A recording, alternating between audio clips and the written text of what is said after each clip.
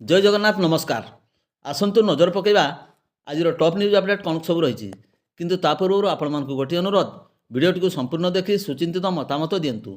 जो मैंने चैनल को प्रथम कर सब्सक्राइब करूँ एवं आसुवा बेल आइकन को प्रेस करूँ जहाँफल प्रत्येक नूतन भिडियोर नोटिफिकेशन आप सर्वप्रथम पाइपर। तेज आसतु नजर पकईवा आज प्रमुख खबर गुड़िक। आज प्रथम खबर मयूरभंज जिला गरमशाणी थाना अंचल तथा झारखंड सीमांतवर्ती गरडापाणी घाटी में भारसाम्य हराई घाटी तल को बाइक खसी तीन जन बाइक आरोहींकर दुखद मृत्यु घटना घटी। मृत तीन जन हेले सानझरी ग्रामर मनोज मुंडा बयस 30 वर्ष, कुना मुंडा 35 वर्ष, दुधिया ग्रामर बाउसी मुंडा 30 वर्ष। मिली सूचना अनुसार गरमशाणी थाना अंतर्गत गरडापाणी ग्रामर तीन जन युवक बाहागर भोजी खाई गुरुवार पूर्वाह्न आपाची बाइक ओडी 01 IC 125652 जोगे सानझरी ग्रामर को जाउथिले। राति घाटी उपरे भारसाम्य हराई पहाड़ तले थिबा प्राय 50 फुट खाईरे खसी पड़ते। शुक्रवार अपराह्न गोरु चराइबा जाइଥିବା किसी व्यक्ति सेमानकर मृतदेह देखि ग्रामवासी को जणाइथिले। ग्रामवासी घटनास्थल पहुंची शव को चिन्हट करने पर पुलिस को सूचना देते।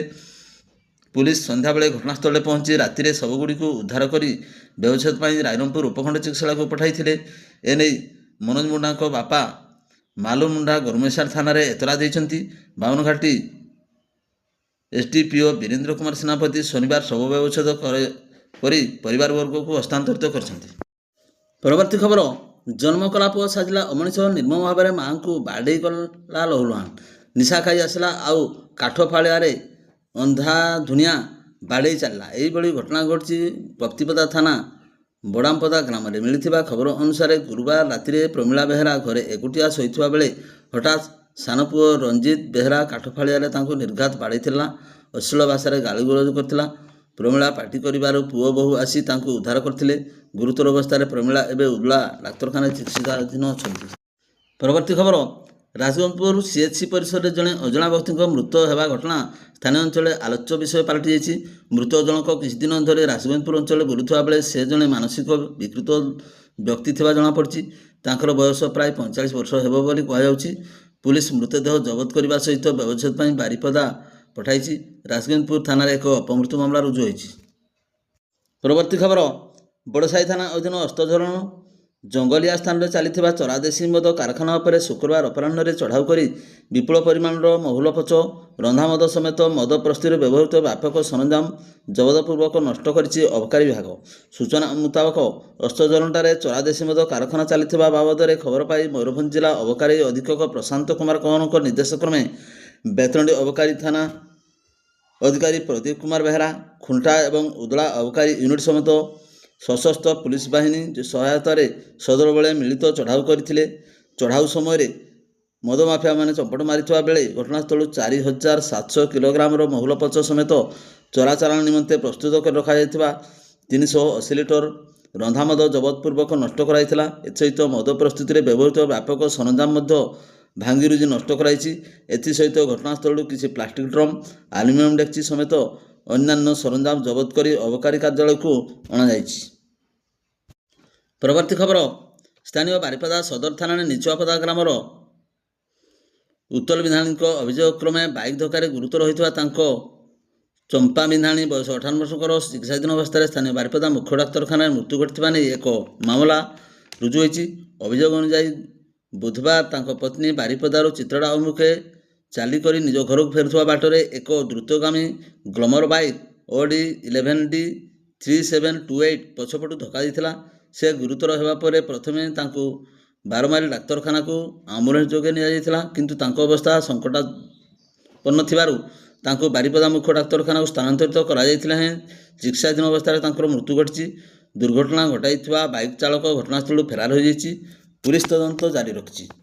परवर्ती खबर बड़ागड़ा विधानसभा क्षेत्र में सौनारेखा नदी में बेआईन भाव बाली उत्तोलन करा जाई विभिन्न स्थान को चालाण होउछि। यहाँ उपरे रॉक लगाइबा पूर्व सिंहभूम जिला उपायुक्त निर्देश क्रमे शुक्रवार जिला खनि विभाग एवं बड़सल थाना प्रभारी संयुक्त प्रयास चढ़ाऊ कराइथिला। अभियान एक बाली बोझे हाइवा जबत कर बड़सल थाना परिसर में रखाଯାଇଛି। ଉଲ୍ଲେଖନୀୟ ଯେ ପ୍ରତିଦିନ ଦିନସାରା ଏବଂ ରାତିରେ ମଧ୍ୟ ଏହିପରି ଚୋରାବାଲି ଚାଲାଣ ହେଉଥିବା ଜଣାଯାଇଛି। ପରବର୍ତ୍ତୀ ଖବର, 24 ବର୍ଷ କ୍ଷମତାରେ ରହି ଆସିଥିବା ବିଜୁ ଜନତା ଦଳ ସରକାର ରାସନ କାର୍ଡଧାରୀଙ୍କୁ ଗହମ ଯୋଗାଣ ବନ୍ଦ କରିଦେଇଥିବା ବେଳେ ବିଜେପି କ୍ଷମତାକୁ ଆସିଲେ ହିତାଧିକାରୀମାନଙ୍କୁ ଗହମ ଯୋଗାଇ ଦେବାର ପ୍ରତିଶ୍ରୁତି ଦେଇଥିଲା। ମାତ୍ର ଶାସନକୁ ଆସିବାର 2 ବର୍ଷ ଅତିକ୍ରମ କରାଯାଇଥିଲେ ମଧ୍ୟ ଅଦ୍ୟାବଧି ଗହମ ଯୋଗାଇ ଦେଇନଥିବାରୁ ସାଧାରଣରେ ଅସନ୍ତୋଷ ପ୍ରକାଶ ପାଇଛି। ବିକାଶ ଧାରା ଓଡ଼ିଶା ସାରା ବିଜେପି ଦଳର ଡବଲ ଇଞ୍ଜିନ ସରକାର ବୋଲି ଦାବି କରୁଛି। ରାସନ କାର୍ଡ ହିତାଧିକାରୀମାନଙ୍କୁ ଗହମ ଯୋଗାଇ ନ ପାରିବାରୁ ଅସନ୍ତୋଷ ଦେଖାଦେଇଛି। ଗରିବ ହିତାଧିକାରୀମାନେ ଖୋଲା ବଜାରରୁ ଗହମ ବଦଳରେ ଅଟା ଚଢ଼ା ଦାମରେ କିଣିବାକୁ ବାଧ୍ୟ ହେଉଛନ୍ତି।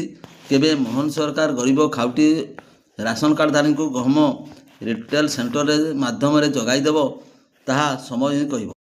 ପରବର୍ତ୍ତୀ ଖବର, ଇସଲାମୀୟ କ୍ୟାଲେଣ୍ଡରରେ ପ୍ରଥମ ମାସ ହେଉଛି ମହରମ। ଏହା ମୁସଲମାନ ସମ୍ପ୍ରଦାୟ ପାଇଁ ଏକ ପବିତ୍ର ମାସ। ଏ ମାସରେ 10ମ ଦିନକୁ ଅସୁରା କୁହାଯାଉଥାଏ, ଯେଉଁଦିନ ହଜରତ ମହମ୍ମଦଙ୍କ ନାତି ଇମାମ ହୁସେନ ଏବଂ ତାଙ୍କ ସହଯୋଗୀମାନେ ହାରବାଲ ଯୁଦ୍ଧରେ ଶହୀଦ ହୋଇଥିଲେ। ସେହି ଶହୀଦ ଦିନକୁ ପବିତ୍ର ମହରମ ରୂପେ ସ୍ମରଣ କରିବା ପାଇଁ ରାଇରଙ୍ଗପୁର ସହର ଠାକୁରାଣୀବେଡ଼ା ଅଞ୍ଚଳରେ ମୁସଲମାନ ଧର୍ମାବଲମ୍ବୀମାନେ ଏକାଠି ପାଳନ କରିଥିଲେ। ମହରମ ପର୍ବ ସ୍ୱତନ୍ତ୍ର ପରମ୍ପରା, ସାମ୍ପ୍ରଦାୟିକ ସଦ୍ଭାବନା ଏବଂ ଭାଇଚାରା ପ୍ରତୀକ ଭାବେ ପାଳିତ ହୋଇଆସିଛି। ଦୀର୍ଘଦିନ ଧରି ଚାଲି ଆସିଥିବା ଏହି ପରମ୍ପରା ରାଇରଙ୍ଗପୁର ସହରରେ ମୁସଲମାନ ଧର୍ମାବଲମ୍ବୀମାନଙ୍କର ଏକତାକୁ ପ୍ରଦର୍ଶିତ କରିଆସୁଛି। ଏହି ଅବସରରେ ଠାକୁରାଣୀବେଡ଼ାରେ ତାଜିଆ ବାହାରି କରାଯାଇଥାଏ। ମହରମ ଶୋଭାଯାତ୍ରା ସମୟରେ ଯୁବକମାନେ ପାରମ୍ପରିକ ବାଦ୍ୟର ତାଳେ ତାଳେ କଳାତ୍ମକ ଲାଠିଚାଳନା ଏବଂ ସାହସିକ ଯୁଦ୍ଧ କଳା ପ୍ରଦର୍ଶନ କରିଥିଲେ। ଠାକୁରାଣୀବେଡ଼ାରୁ ବାହାରିଥିବା ଶୋଭାଯାତ୍ରା ସହରର ମୁଖ୍ୟ ରାସ୍ତା, ବଜାର ଏବଂ ଛକ ଦେଇ ଗତି କରିଥିଲା। ରାଇରଙ୍ଗପୁର ସହର ଆଖପାଖ ବିଭିନ୍ନ ସାହି ପଡ଼ାରୁ ଆସିଥିବା ସମସ୍ତ ତାଜିଆ ଏକାଠି ହୋଇଥିବା ଦେଖିବାକୁ ମିଳିଥିଲା। ସ୍ଥାନୀୟ ପ୍ରଶାସନ, ଶାନ୍ତି କମିଟି ଏବଂ ପୋଲିସ ବାହିନୀ ସହଯୋଗରେ ଶାନ୍ତି ଶୃଙ୍ଖଳାର ସହିତ ସମାପନ କରାଯାଇଛି। ଶେଖ ଅବଦୁଲ ରସିଦ, ଶେଖ ଇସାଦ, ଶେଖ ଇମତିଆଜ, ଶେଖ ସମୀର, ଶେଖ ମୁଜାହିଦ, ଶେଖ ଆମଜାଦ ପ୍ରମୁଖ ସକ୍ରିୟ ଭୂମିକା ଅଂଶଗ୍ରହଣ କରିଥିଲେ। ପରବର୍ତ୍ତୀ ଖବର, ଦକ୍ଷିଣ ପଶ୍ଚିମ ମୌସୁମୀ ବାୟୁ ପ୍ରଭାବରେ ରାଜ୍ୟରେ ବିଭିନ୍ନ ଜିଲ୍ଲା ବିଶେଷ କରି ଦକ୍ଷିଣ ଓଡ଼ିଶାର ବର୍ଷା ଲାଗି ରହିଛି। ଏପରିକି ଆଞ୍ଚଳିକ ପାଣିପାଗ କେନ୍ଦ୍ର ପକ୍ଷରୁ ଶୁକ୍ରବାର ବୌଦ୍ଧ ଜିଲ୍ଲାରେ ଝଡ଼ ବର୍ଷା ହେବା ନେଇ ଆକଳନ କରାଯାଇଥିଲା। ଏହି ପରିପ୍ରେକ୍ଷୀରେ ଅପରାହ୍ନରେ ବୌଦ୍ଧ ଜିଲ୍ଲା ମନମୁଣ୍ଡା, ଝାଙ୍କରପଡ଼ା ଅଞ୍ଚଳରେ ହଠାତ୍ କଳାହାଣ୍ଡିଆ ମେଘ ଘଟି ଆସି ବର୍ଷା ହୋଇଯାଇଥିଲା। ଏତିକିବେଳେ 2 ଜଣ ଯୁବକ ଏକ ଗଛ ତଳେ ଆଶ୍ରୟ ନେଇଥିବା ବେଳେ ବଜ୍ରପାତ ଘଟି ସେମାନଙ୍କର ମୃତ୍ୟୁ ଘଟିଛି। ଖବର ପାଇ ପୁଲିସ ଘଟଣାସ୍ଥଳରେ ପହଞ୍ଚି ମୃତଦେହ ଜବତ କରି ତଦନ୍ତ ଆରମ୍ଭ କରିଛି। ଏନେଇ ଗାଁରେ ଶୋକାକୁଳ ପରିବେଶ ସୃଷ୍ଟି ହୋଇଛି। ସୂଚନାଯୋଗ୍ୟ, ଝଡ଼ ବର୍ଷା ଏବଂ ସୁନ୍ଦରଗଡ଼, କେନ୍ଦୁଝର, ମୟୂରଭଞ୍ଜ, ନୂଆପଡ଼ା, ବଲାଙ୍ଗୀର, କଳାହାଣ୍ଡି, କନ୍ଧମାଳ, ରାୟଗଡ଼ା ଏବଂ ଗଜପତି ଜିଲ୍ଲାକୁ ଅରେଞ୍ଜ ୱାର୍ଣ୍ଣିଂ ଜାରି କରାଯାଇଛି। ସେହିପରି ବାଲେଶ୍ୱର, ଭଦ୍ରକ, ଯାଜପୁର, କେନ୍ଦ୍ରାପଡ଼ା, ଜଗତସିଂହପୁର, କଟକ, ଝାରସୁଗୁଡ଼ା, ବରଗଡ଼, ସମ୍ବଲପୁର, ଦେବଗଡ଼, ଅନୁଗୁଳ, ଢେଙ୍କାନାଳ, ସୋନପୁର, ବୌଦ୍ଧ, ନବରଙ୍ଗପୁର, କୋରାପୁଟ, ମାଲକାନଗିରି, ଗଞ୍ଜାମ, ପୁରୀ, ଖୋର୍ଦ୍ଧା ଏବଂ ନୟାଗଡ଼ ଜିଲ୍ଲାକୁ ୟେଲୋ ୱାର୍ଣ୍ଣିଂ କରାଯାଇଛି। ପରବର୍ତ୍ତୀ ଖବର, ପ୍ରେମିକକୁ ସ୍ୱାମୀ ଭାବେ ପାଇବାକୁ ଧର୍ମ ପରିବର୍ତ୍ତନ କରିଛନ୍ତି ପ୍ରେମିକା। ଏଥିପାଇଁ ସମ୍ପୃକ୍ତ ଯୁବତୀଙ୍କୁ ସାନ୍ତାଳୀ ପରମ୍ପରା ଅନୁସାରେ ପୁନଃ ଜନ୍ମ ପ୍ରଥା ମାନିବାକୁ ପଡ଼ିଛି। ଗ୍ରାମର ଏକ ଉଇହୁଙ୍କା ଭିତରେ ପଶି ବାହାରିବା ପରେ ଏକ ନବଜାତ ଶିଶୁ ଭଳି ତାଙ୍କର ସମସ୍ତ ନିୟମ କରାଯାଇଥିଲା। ତାଙ୍କର ନାଭି କଟା ଯିବା ସହିତ ଗଙ୍ଗା ଏବଂ ହଳଦୀ ପାଣିରେ ଗାଧୋଇ ଦିଆଯାଇଥିଲା। ପରେ ଗ୍ରାମ ଠାକୁରଙ୍କୁ ପୂଜାର୍ଚ୍ଚନା କରି ସାନ୍ତାଳୀ ପରମ୍ପରାରେ ସାମିଲ କରାଯାଇଥିଲା। ଆଉ ତାପରେ ହେଲା ବିବାହ। ପଡ଼ିଲା ଉଭୟଙ୍କର ହାତଗଣ୍ଠି। ମୟୂରଭଞ୍ଜ ଜିଲ୍ଲା କପ୍ତିପଦା ଥାନା ମଝିଗଡ଼ିଆ ପଞ୍ଚାୟତ ମଇଁଷିଡୁବା ଗ୍ରାମରେ ଘଟିଛି ଏହିଭଳି ଏକ ଘଟଣା। ଖବର ଅନୁସାରେ ଗ୍ରାମର ପାଣ୍ଡୁ ସୋରେନଙ୍କ ପୁଅ ରତନ ସୋରେନ ଭୁବନେଶ୍ୱରର ଏକ ଘରୋଇ କମ୍ପାନୀରେ ରହି କାମ କରୁଥିଲେ। ସେଠାରେ ଜାନକୀ ହାଁସଦା ନାମକ ଯୁବତୀଙ୍କ ପ୍ରେମରେ ପଡ଼ିଯାଇଥିଲେ। ଉଭୟ ବିବାହ କରିବାକୁ ମନସ୍ଥ କରି ପ୍ରେମିକକୁ ସାଙ୍ଗରେ ଧରି ଗାଁରେ ପହଞ୍ଚିଥିଲେ ରତନ ସୋରେନ। ଉଭୟ ପ୍ରେମ କରୁଥିବା ଏବଂ ବିବାହ କରିବାକୁ ମନସ୍ଥ କରିଥିବା ଜାଣିବା ପରେ ପରିବାର ଲୋକମାନେ ଗ୍ରହଣ କରିଥିଲେ। ହେଲେ ଯୁବତୀଙ୍କ ସହିତ କଥା ହେବା ପରେ ସେ ଖ୍ରୀଷ୍ଟିଆନ ଧର୍ମ ହୋଇଥିବା ଗ୍ରାମବାସୀ ଜାଣିବାକୁ ପାଇଥିଲେ, ଯାହାଙ୍କୁ ନେଇ ଗ୍ରାମ ମୁଖିଆ ଏକ ବୈଠକ ଡକାଇଥିଲେ ଏବଂ ବିବାହ କରିବାକୁ ହେଲେ ଧର୍ମ ପରିବର୍ତ୍ତନ କରିବାକୁ ପଡ଼ିବ ବୋଲି ନିଷ୍ପତ୍ତି ନିଆଯାଇଥିଲା। ଧର୍ମ ପରିବର୍ତ୍ତନ କରି ସାନ୍ତାଳୀ ଧର୍ମକୁ ଆସିବା ପାଇଁ ଜାନକୀ ପରମ୍ପରା ଅନୁସାରେ ପୁନର୍ଜନ୍ମ ପ୍ରଥା ପାଳନ କରିଥିଲେ। ଗୋଟିଏ ପଟେ ପ୍ରେମ ଏବଂ ଅନ୍ୟ ପଟେ ଧର୍ମ, ଏହି ଦୁଇ ନାଁ ଭିତରେ ପ୍ରେମକୁ ଆପଣାଇ ଜାନକୀ ହାଁସଦା ଏକ ବଳିଷ୍ଠ ଉଦାହରଣ ସାଜିଛନ୍ତି। ସମସ୍ତ ପ୍ରତିବନ୍ଧକକୁ ଭାଙ୍ଗି ଏବଂ ନିଜ ପ୍ରେମରେ ଅଗ୍ନି ପରୀକ୍ଷା ଦେଇ ପ୍ରେମୀ ଯୁଗଳ ସ୍ୱାମୀ ସ୍ତ୍ରୀ ଭାବରେ ସାଜିଛନ୍ତି। ପରବର୍ତ୍ତୀ ଖବର, କେନ୍ଦୁଝର, ନୟାଗଡ଼, ଯାଜପୁର ଜିଲ୍ଲାରେ LED ଷ୍ଟ୍ରିଟ୍ ଲାଇଟ୍ ଲାଗିବା ନାମରେ ହୋଇଥିବା ପ୍ରାୟ 3 କୋଟି ଟଙ୍କାର ସରକାରୀ ଅର୍ଥ ଆତ୍ମସାତ ମାମଲାରେ 3 ଠିକାଦାରଙ୍କୁ ଗିରଫ କରିଛି ଭିଜିଲାନ୍ସ। ଗିରଫ ଅଭିଯୁକ୍ତ ହେଲେ ମୟୂରଭଞ୍ଜ ଜିଲ୍ଲା Baripada member Transpower private, Girija Shankar Das, Jajpur towns members Girija electrical and construction proprietors Dharanidhar Sahu, Bhubaneswar ଖଣ୍ଡଗିରିସ୍ଥିତ ଜୟଦେବ ବାଟିକା ନିକଟରେ ଥିବା members Jaya Maya traders proprietors Bibhuti Ranjan Biswal. ଏହି 3 ଅଭିଯୁକ୍ତଙ୍କୁ ଗିରଫ ପରେ ଭିଜିଲାନ୍ସ ଅଦାଲତ ଚାଲାଣ କରିଯାଇଥିଲା।